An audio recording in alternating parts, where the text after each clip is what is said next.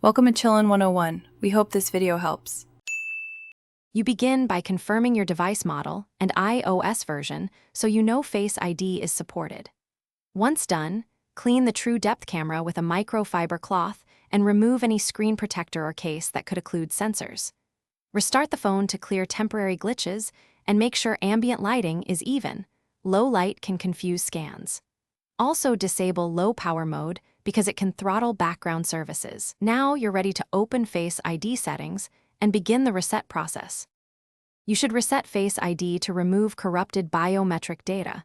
Open Settings, go to Face ID and Passcode, and tap Reset Face ID. Next, choose Set up Face ID and follow the guided prompts.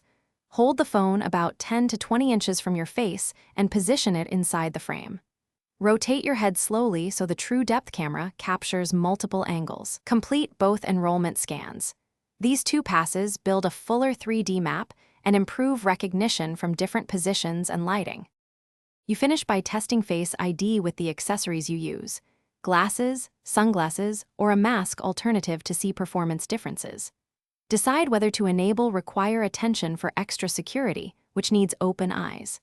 If recognition still fails, update iOS first, then try backing up and restoring the device through iTunes or Finder before a factory reset as a last resort. If problems persist after software fixes, inspect the True Depth array for debris, moisture, or cracks. Hardware issues often need professional repair. Thanks for watching. Consider subscribing if we helped you.